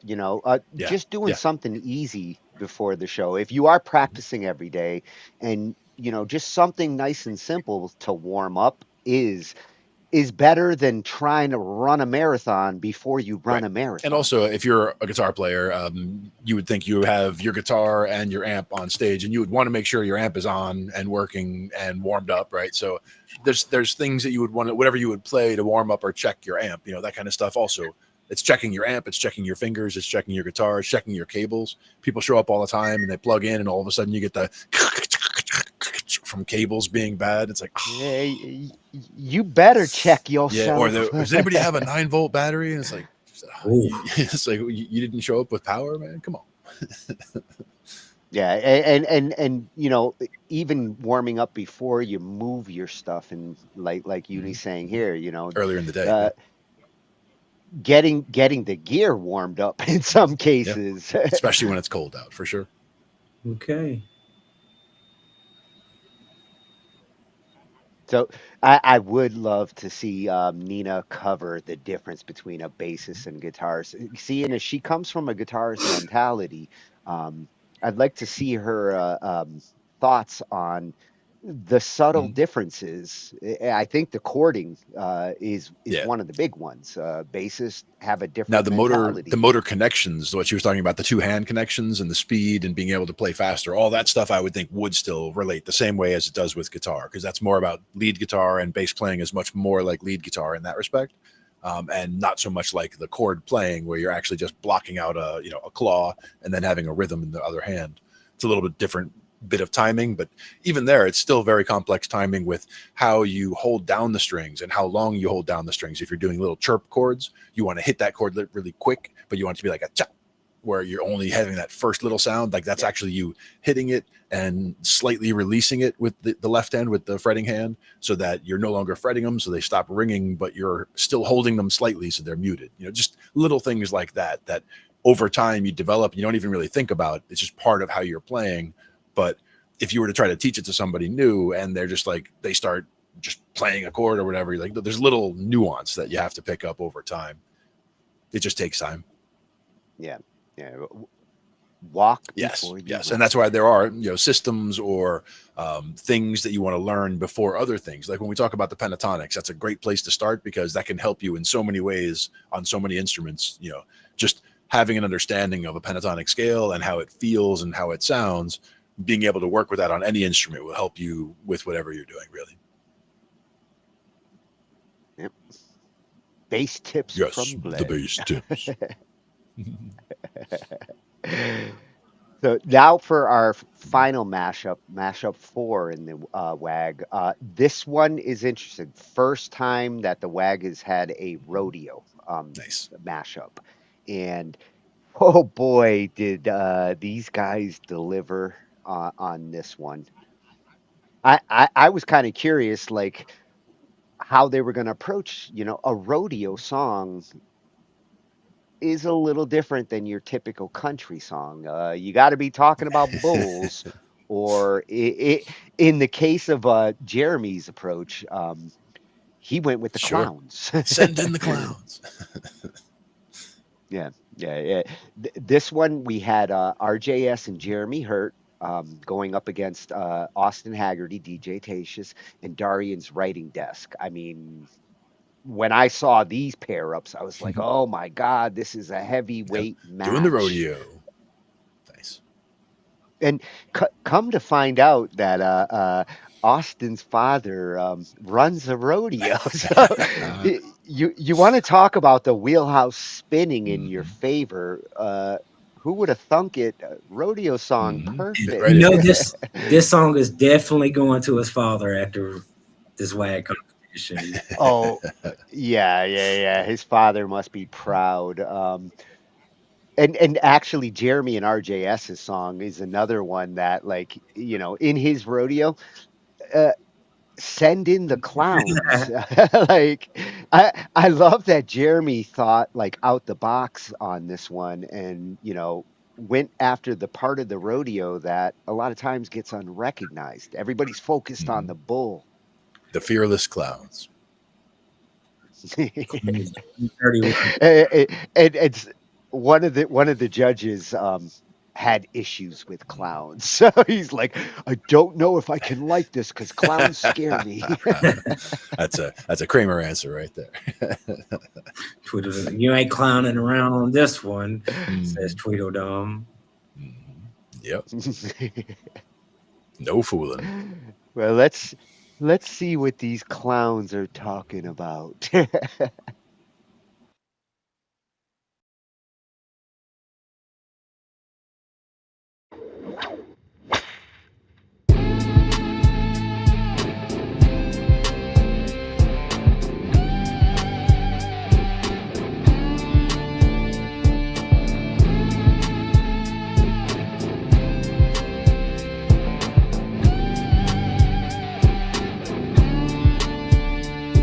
In the spotlight shadow, we take every hit. Dancing with disaster and I paint it on grin. They mask with the bone, we get the horns. They fuck around and we find out we're the rodeo reject. The circus gone wrong. Clowns in the crossfire, but we still play along. Dodging horse for pennies, can't afford a beer. But hey, at least our face paint hides the fear. We got a heartbeat of chaos, a scream in the stands. The fearless fools fighting with nothing but our hands. Fools but are broken when we rise and fall. If you think we're just clowns, you don't know us at all. We're the ones that save you fast. They don't take a horn up the ass. Now please show the class and check out my news. Singing back, you're the ones that underpaid the fool. If you don't know us by now, here's a big bug. You must will be hiding in a barrel. Rest in peace, Dimebag Darrell. We are the ones that underpaid the fool. If you don't know us by now, here's a big bug. You must will be hiding in a barrel. Rest in peace, Dimebag Darrell.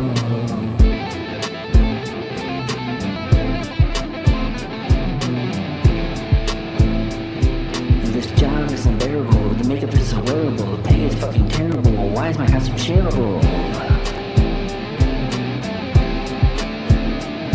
We are the roadies of the rodeo, we do all the work and get none of the fame, yo.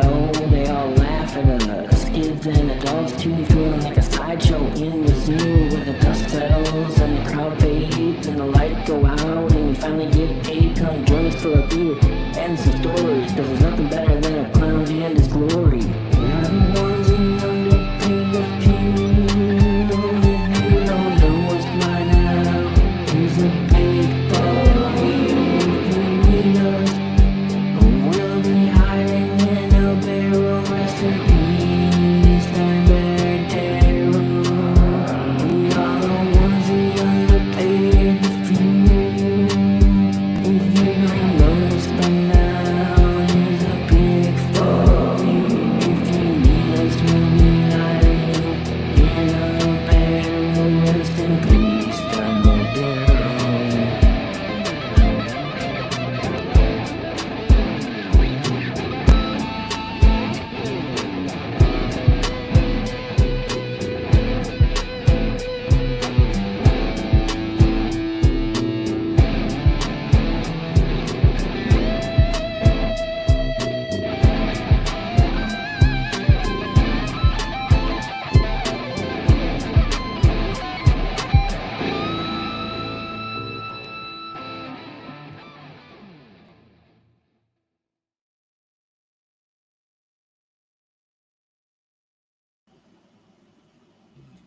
Oh, Jeremy and RJS showing their love for clowns. Oh yeah.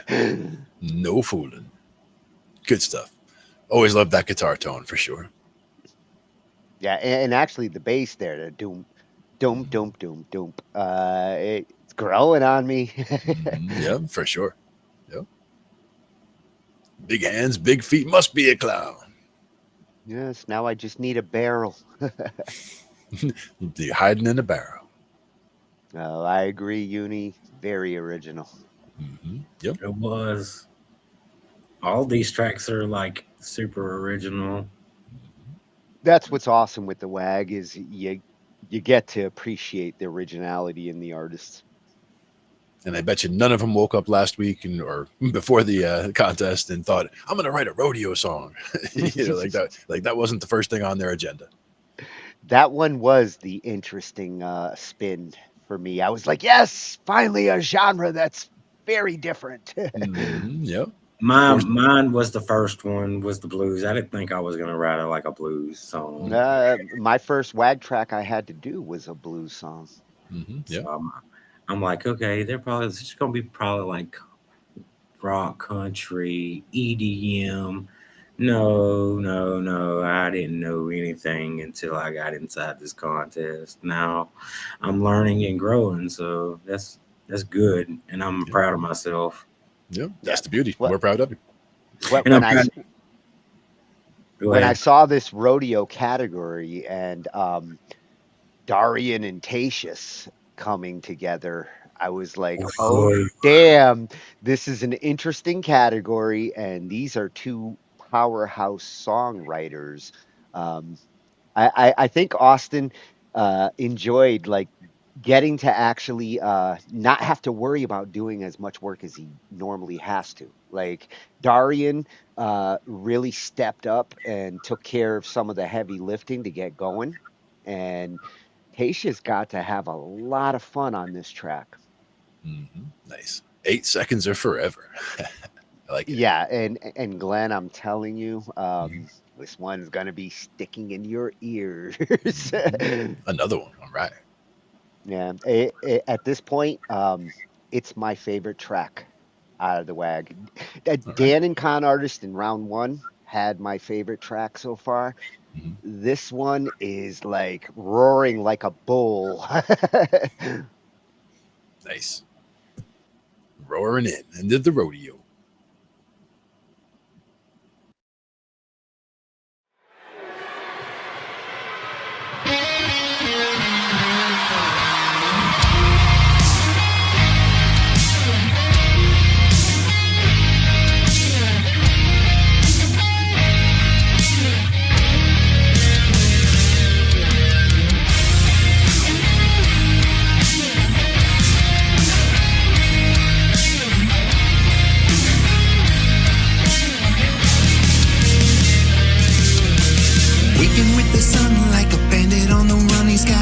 By the bed. Another time behind him, pick up loaded, hit the road for the glory up ahead. He's got dust on his jacket and scars on his pride, chasing down the storm with a fire in his eyes, and he's never gonna crumble from the blood, sweat, and thunder. 8 seconds of forever. It's a dance with the beast, where fear meets the fury, and your peace finds release. He's got a girl back home, begging him to stay, but the lights in the crowd keep pulling him away. No cowboy can settle, no matter the weather, 'cause 8 seconds are forever. 8 seconds are forever.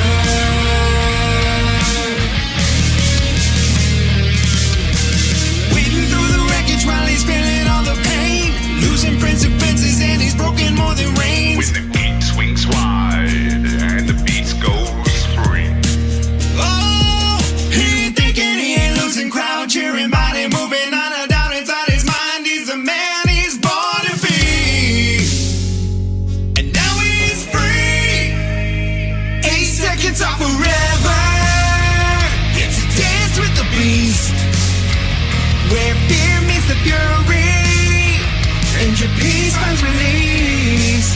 He's got a girl back home, begging him to stay, but the lights in the crowd keep pulling him away. No cowboy can settle.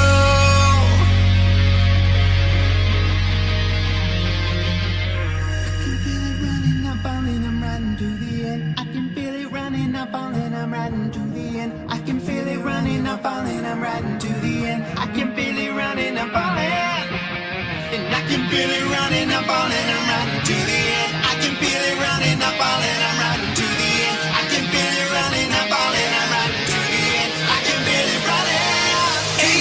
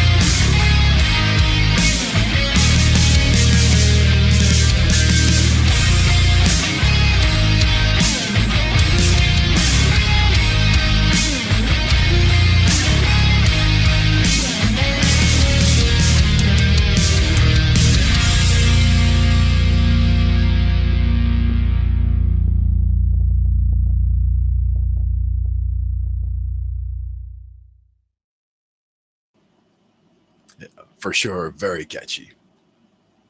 That's one that it's going to be sticking with me for sure over the week. 8 Seconds for Forever, and that's a hell of a rodeo song. I got a feeling that rodeo song right there is going to end up on a Billboard charts one day. I just know it. He just got that touch, that flavor, that hook, right? It's got that. It hit all the marks. Sure. Wait, you remember 8 Seconds, the movie? I don't recall. No. It's about riding a bull. Mm-hmm. This is the reason they're going to make it 8 Seconds Part 2. Mm-hmm. Nice. Get another one going. Yes, sir. Yes, sir. I love it. And the fact that I got to work with this man in the first round and the second round, I know they're going on to the third round, and I'm waiting to see what's at the end for me. Mm-hmm. Yep. And that's the thing is with all the matchups, I mean, I love the fact that it's just new songs that never existed, new ideas for songs, because people wouldn't have even thought of doing songs in a certain style necessarily if it were not for the contest. So I love all of that. And all these songs, it's really the sound for me. Mm-hmm. You know, the industry out there, they look for new sound. That's what they want. They want that new sound, that new it. And what we have been doing in this WAG competition is damn near close. Damn near close. If not already it. It's that it factor. It's what they're looking for. So we're coming. We're coming. Oh, yeah. Absolutely. We're gonna take that lab over with this WAG competition. Mm-hmm. Love it. Damn, that bull knocked me off. Yes, sir. They were like, you were over your play count. You had to get knocked out of here so we could hear it. He rode for how many minutes? 3 minutes and 54 seconds, and he was gone. Mm-hmm. Yep. Oh, that disconnection felt like forever. More than 8 seconds. that internet connection is Talkin Shhh I.T or S-H-I-T. Thanks, but the Elon. troubleshooting skills prevail once again, and he's back. Yes. Tell me the energy in that one doesn't make you want to join a rodeo. Oh yeah, absolutely. Yeah, the breaks, the stops. Like I was saying, it hit all the marks for all the everything you'd want for a rodeo song, and just like you were saying, power ballad kind of thing going. Yeah. Well, he's got a girl back home. I love the little lines that like make the rodeo guy a rock star. Oh, yeah. You got to humanize the story for sure. Yeah. There's a story behind it. Yeah, that was a great finale for our WAG tracks. Mm-hmm. Great batch this time. Yeah. We've got the playlist in the description. Hopefully everybody goes, checks it out. Give them those likes, give them those comments, let them know what you think. Absolutely. Sir. Man, all that love. Yeah, share the love. So for our last one on the psychology, we're going to be looking at the science behind musical instrument choices, why we choose the instruments we choose. And for me, I tried guitar first. I wanted to be that, but I settled with piano, probably because of science. I'm going to blame it on science. Let's blame it on science.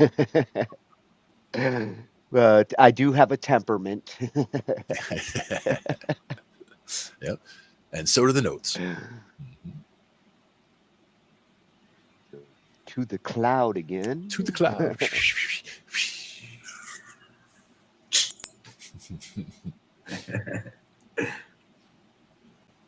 And then we pray.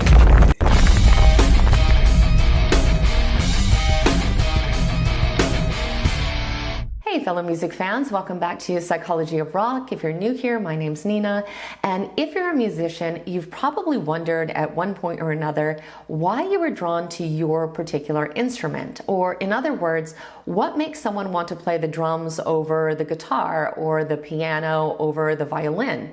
This is something that I was incredibly curious about and something that a lot of you have asked about in the comments.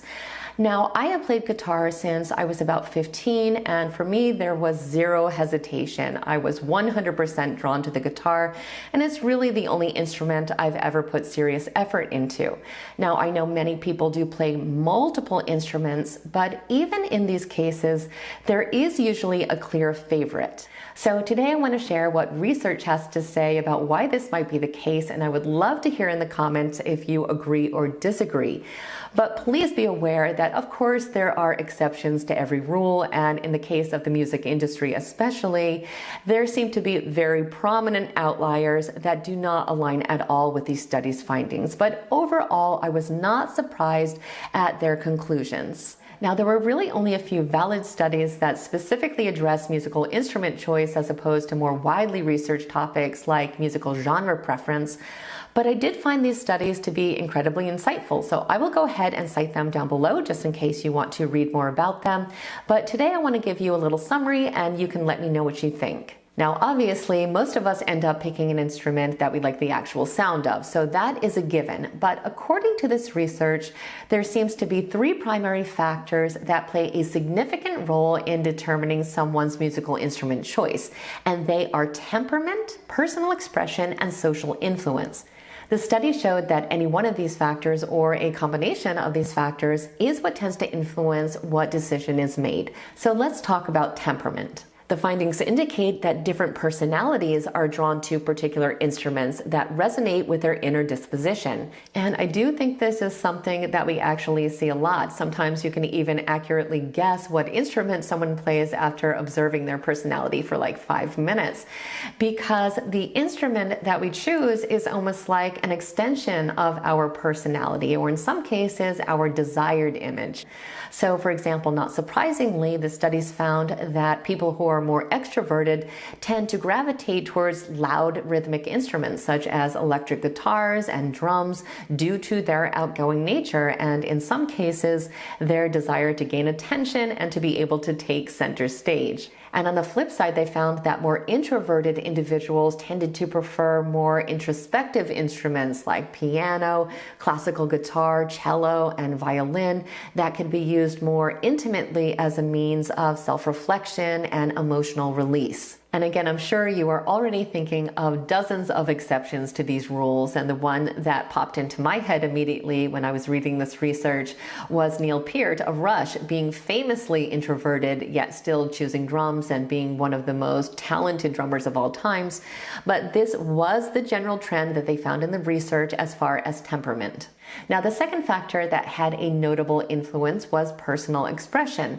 So in other words, they found that people tend to gravitate towards instruments that allow them to express their emotions most effectively. According to these studies, participants who scored high in measures of emotional expressiveness tended to have an affinity for instruments that are known for evoking strong emotions, which they claim are instruments such as the saxophone and the flute. And we can think of a lot of others, but for some reason, those were not mentioned. They also found that those who valued precision and technicality over emotionality were more inclined to select instruments that were complex, like guitars or trumpets that demand meticulous control over pitch and tone production. And without even reading this research, we can see how someone might choose to play the drums as a way to help them express powerful emotions like frustration, anger, or excitement, as physically hitting a drum head can be a very cathartic way to release pent-up emotions. So the method we choose for personal expression is definitely going to play a role, but of course, all instruments can be used as a tool for self-expression. So I think a lot of this really comes down to personal opinion.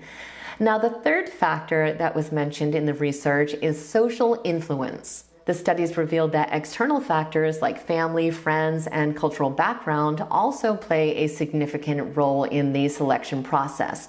So, for example, musical traditions within families can be one factor that ties people to specific instruments.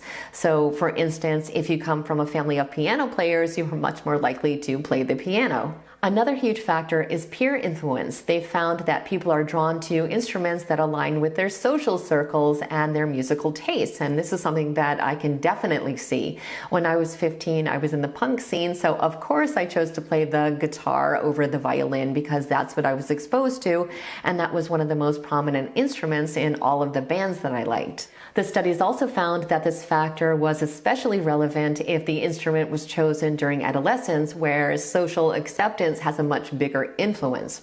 I also want to quickly mention that there were other factors that were shown to play a role, such as gender stereotypes, unfortunately, parental influence, cultural influences, role models, and musical and media exposure. And I think all of these factors make a lot of sense because these are also the factors that tend to influence musical genre preference, which I have a whole video about that I will link down below.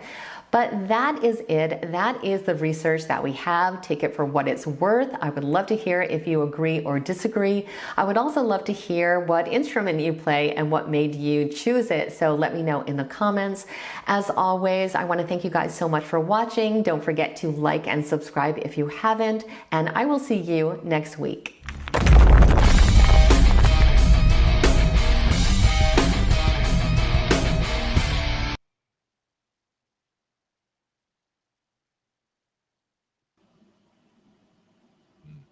Man, Nina is earning that master's. Indeed.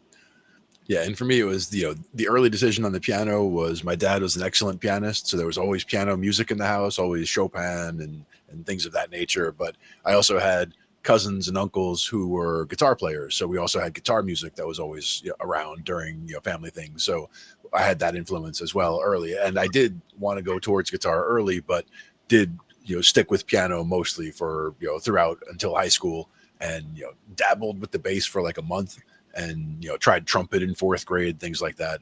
But all of that. You blew your own horn. I did. You played the trumpet? Oh yeah. I played the trumpet too. Yeah, I'm surprised how very many. briefly. I'm surprised how many people have played the trumpet, because I know at least 7 or 8 of them. The fact is that I only played it for a short time. I lived in Pottsboro, Texas, so I actually picked up the instrument. I was learning how to read sheet music then. I still know a little bit, but far as the trumpet, it's been so long ago, I forgot. But coming back to what you were saying, I'm kind of like you in a way. Music runs in the blood, and my whole entire family on my daddy's side was basically musicians, and it started with my grandmother. She was a gospel singer. She wrote gospel music. And Annie Grace Poole Wren, you can go look her up on Google, and her music will pop up. And there's no doubt that influences like that when you're young do help to shape, like some musicians go to an instrument because they saw an adult do it. Yep. But I do like these this criteria that she mentioned here. Like, when you get older, and it's not just from your influence from your parents or something. The instrument you pick, your temperament, your social influences, those really do matter. Yeah. And as you mentioned, you hear my voice and you knew I was a bass player right away. It is kind of my range. Like I do have, I do kind of sit in that zone. If I'm singing, I'm like, I'm down here singing low. And most songs don't call for that, but I don't usually sing high. And if I am in that low range, I'm kind of in my own space, right? Because nobody else is down there. So that's his voice matches his instrument. Yeah, it does. And it's a 5-string bass, so it goes down extra low. Oh man, Ooh. yeah, so fancy. Low B. I really appreciate y'all having me on y'all's show. And what y'all do for us, and y'all really help us out, give us the insight on what's going on with the IT. Got my brother-in-law watching the show and sitting back, and hopefully he's watching tonight. Shout out. Yeah. It was highly educational. I mean, special thanks to At Psychology of Rock. Yes. Been wanting to cover psychology. So awesome to find a channel that actually does focus on it from a musical perspective. Love you, Nina. Love you. Appreciate you very much. Hopefully you might can come in one day. You never know. Yeah. That masters that she's working on, she's earning it. I don't know if she's got it yet, but I learned a hell of a lot from what she talked about tonight. Yep. That makes so much sense, right? Intrigues me more and gives me more ambition to change my genre. Well, it helps me to understand the different types of musicians that I interact with. Understanding some of these things, then you realize when you're dealing with a drummer or a guitarist, you kind of get prepped for what you're going to deal with most times. Yep. It won't be the drums for me. I've tried to play the drums. I'm gonna tell you, I'm just not coordinated enough for that.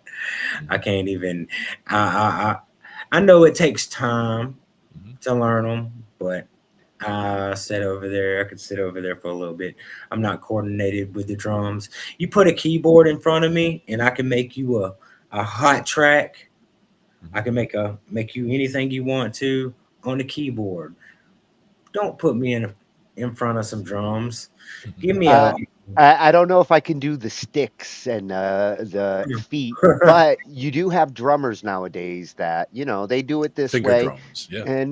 and they are a new type of drummer. Yep. And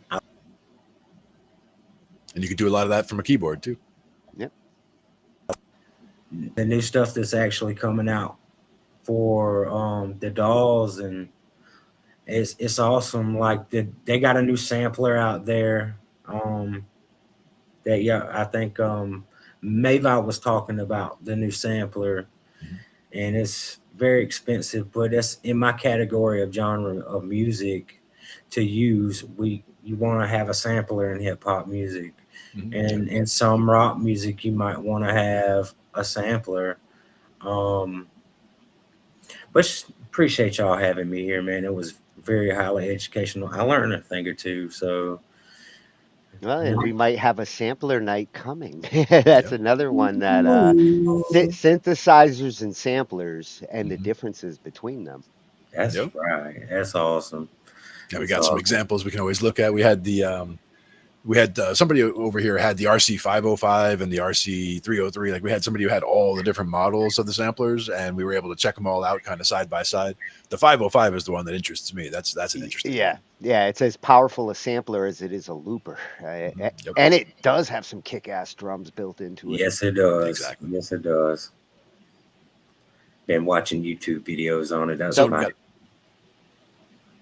So we're going to be winding down this round 2 this week. I think we're going to be doing a little more review tomorrow, and then Saturday night we'll be finding out what's up with round 3. Round 3.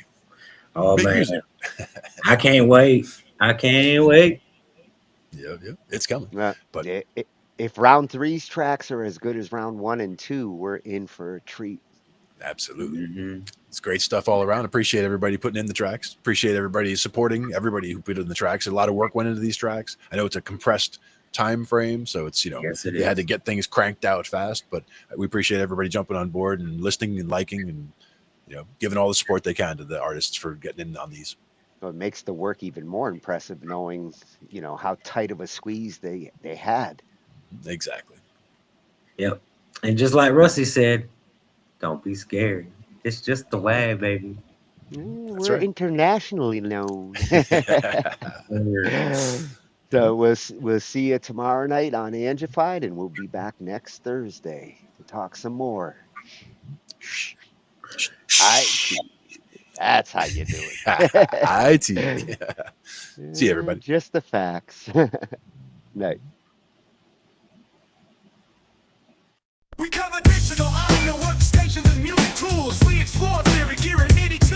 How to arrange, compose, and the art of arranging. Taking a look at AI and how the times have changed. On a PC or a Mac and even with a mobile device, we'll be talking about it all every Thursday night. From software to plugins and synths that entice. Dive deep into tech and let creativity take flight. Talkin IT. We're talking IT. Come and join in and have some fun. It's highly educational. educational with a lot to learn. From bedroom producers to seasoned pros, we're breaking it down so knowledge grows. Whether you're a DJ or a beat making wizard, we got the tips and tricks to make your sound sizzle. Mixing and mastering, that's our jam, with the tutorials and tips on how much rap. Get the best quality from your setup and gear. Tune in every week and lend us your ear. We're talking IT. Come and join in and have some fun. It's highly educational with a lot to learn. We're talking